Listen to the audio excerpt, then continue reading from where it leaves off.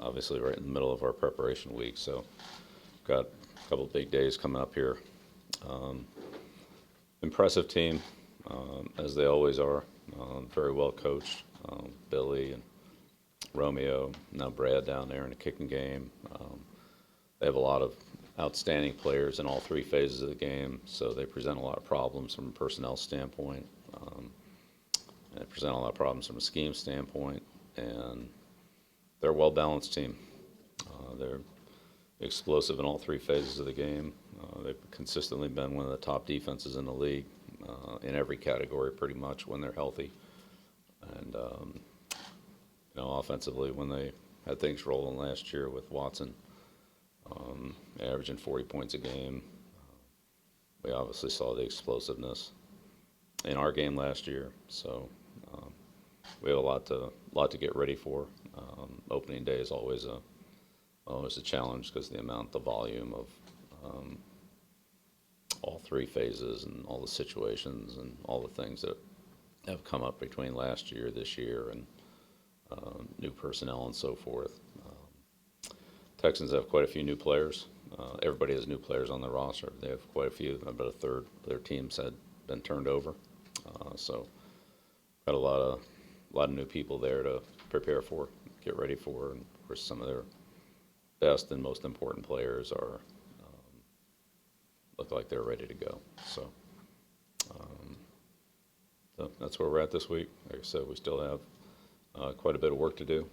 We're well underway, so we'll work through it here this week, and hopefully clean things up by the end of the week. Be ready to go. Well, they have a couple of defenders that are new to their team, and Matthew and Colton. They seem like kind of middle of the field kind of guys. How difficult is it to try to forecast how they'll impact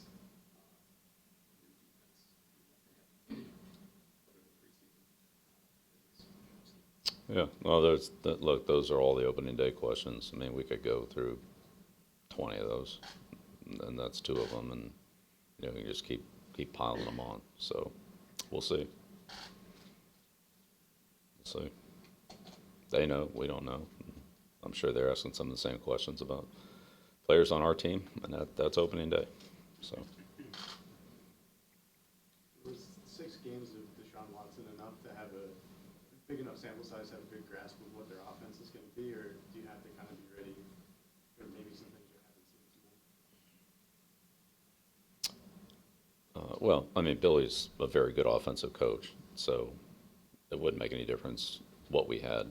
Um, Billy's always going to create problems for the defense based on the scheme and utilization of personnel and attacking your weaknesses, whatever they are. So there's always going to be an element of that.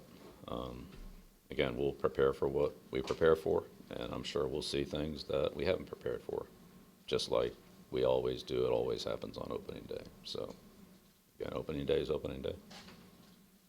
So their scoring output with Watson at quarterback last year, I think I read where in his last 5 starts in the red zone, they scored touchdowns in 75% of the red zone trips. What are some of the factors with a quarterback like him, his particular skill set, that make them and him so effective in time? Yeah, well, they have a lot of great players. They run the ball well. They have a great receiver. They have a very athletic quarterback. They have several other receivers, running backs, tight ends. Ellington, Fuller, obviously those guys. I mean, you just go right down the line. Griffin, Miller, Irvin, Blue. So they have a lot of guys that score or can potentially score. It's not all one guy. It's not all one receiver. It's not all one play. It's a lot of different things. You got to stop and run. You got to stop an athletic quarterback. You got to stop good receivers. Got to stop good tight ends. So we'll have to deal with all of it.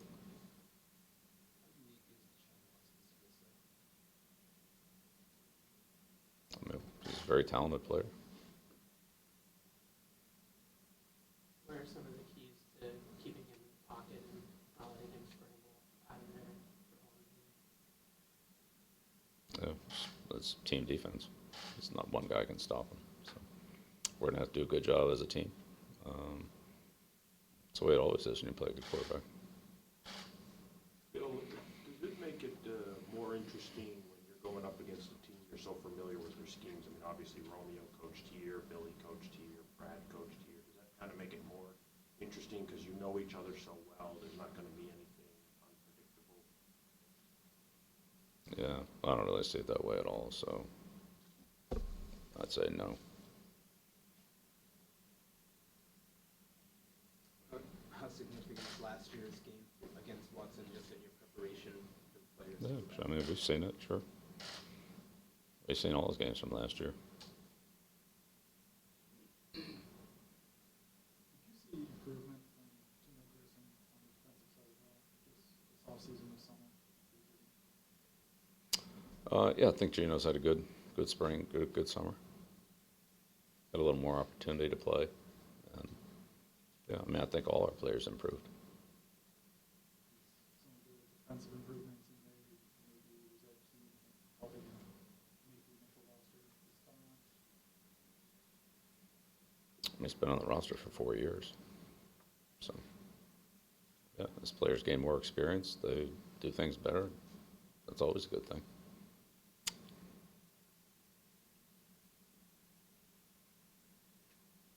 Bill, you've gone up against a mobile quarterback in Cam Newton in the preseason and Russell Wilson in the Super Bowl a few years ago. How much time will you spend watching mobile quarterbacks, tape of mobile quarterbacks this week, just to get an idea of what it's like, for the team you're up against? Yeah, well, we just watch Houston. I mean, Watson's not in there. Watch Webb. I mean, it's not just one guy. They have other guys that can do it, and so we can, you watch another guy, watch two quarterbacks do it in their offense. That's probably as good a look as you're going to get. Bill, I know that you're always looking to improve the team, but is the challenge any greater maybe early on in the season when rosters are, changing around the league a lot more than maybe they are in the middle of the season when they're more stagnant? Yeah, it's always like that this time of year. So yeah, that's one of the things that happens in late August and early September, mid-September, is that those type of roster variations, movements with all teams throughout the league. So it's the time of year we're in. I'm sure that'll be something that we'll continue to stay on top of. I mean, we always stay on top of it. There's just more of it now. Well, after all these years in the league, you still get excited for week one? Yeah, it's a big challenge. And, we'll see what happens on Sunday. But, yeah, we're excited to get going. When it comes to defending DeAndre Hopkins, is it his body control that kind of separates him from a lot of others? Yeah, body control, hands. He makes some spectacular catches. He's kind of always open because he can, if you just put the ball where he can get it, he can get it. And no matter where the defender is, there's some spot away from the defender that if you put the ball there, he can come up with it. So he's good at everything. He's very good going up and getting the ball down the field. He's good on intermediate routes. He's good on catch and run plays. He's good in the red area. He's good on third down. Guy's one of the top receivers in the league. Gets the ball thrown to him a lot. He comes up with a lot of plays. Even when it looks like he's covered, he still comes up with the ball. Draws a lot of interference penalties. So he's a tough guy to stop. So yesterday, Coach O'Brien talked about the importance of defending the middle of the field. I know it's his first regular season with the Texans, but how difficult does a player like Matthew make it for offenses to use the middle of the field? Well, he's a good player. He's a very instinctive player. He's around the ball a lot. So, yeah, it's certainly somebody we're going to have to deal with. Bill, the Texans are getting back their linebacker Whitney Marcellus. Caused a problem against their team. How much you have to keep your eyes on this guy? He's a very good player. He's a very explosive player. He plays for him in the kicking game, defensively. Like all their defensive linemen, he lines up in a lot of different spots. Sometimes on the outside, sometimes he's on the inside. Wherever he is, he's a tough matchup. So He's a good player, very good. Bill, with the injury to Sony Michel, we haven't gotten to look at him very much, to see him very much, but what have you seen in terms of progress from him off the field, and I guess now on it, now that he's back in practice? Yeah, he's working out, getting better every day. Are there any specific ways where he seems to be getting better, or? Yeah, I mean, everything. He missed some time, so he's a little bit behind, but he's working hard to catch up on and off the field in all areas.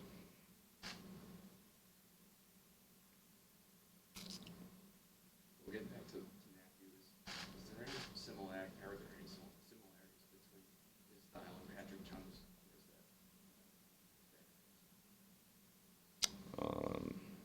Yeah, there probably is. I don't know.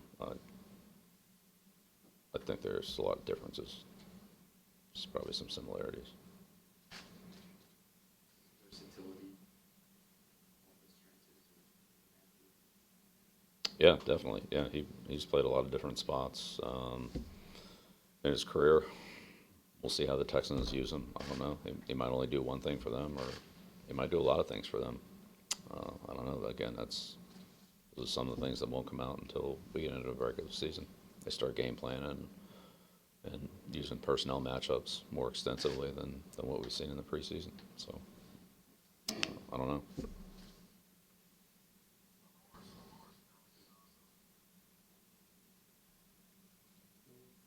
Stephon Gilmore and Eric Wells have, I guess, similar size, similar length. Are there advantages to having just similarly built players playing both perimeter corner? Yeah, so there could be. I mean, if players are somewhat interchangeable, then you don't necessarily have to have a certain matchup if you're trying to create a matchup. So, yeah, that's helpful. Or could be helpful, depending on what you're trying to do and who you're doing it against. All players are different, but when there are certain similarities that, again, give you an interchangeability between two players, then that lessens the need to, one guy always doing one thing, the other guy always doing another thing, type of thing. So, could be. Bill, understanding that communication is always important up front with the offensive line against a defense that moves its defensive linemen around different positions. Is it taking an added emphasis this week, or is there any change there when dealing with defense like that? Yeah, I mean, I don't think it's a big mystery. It's just you're blocking different people. So some weeks, certain guys will block certain guys on, 80, 90% of the plays. I don't think that's necessarily the case this week. I mean, they could be in four-man front, but just have their players positioned differently. It's not like it's a big change of assignments, but you're blocking a different person, so the way you block them and what their playing style is and so forth could change, especially when you're talking about some of the guys that are as elite as the Texans front is. So just have to identify who it is. Identifying them is probably the easy part. Blocking them is the hard part.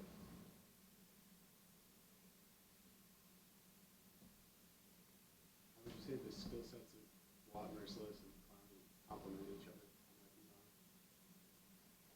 on that D-line? They're all good. Reader, Covington, you put them all in there. They're all good players. They're different, but they're all very good. Hard to block. They're athletic. They play with very good technique. They're well coached. Obviously, Romeo does. Former defensive line coach. He's a great technique coach. Very good fundamental coach. As good as any I've ever seen. So that's the way they play, and they're all good.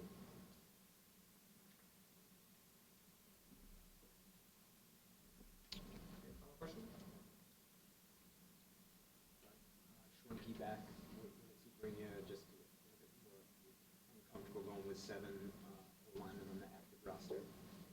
Two of them practice well. What does he He's picked up things well.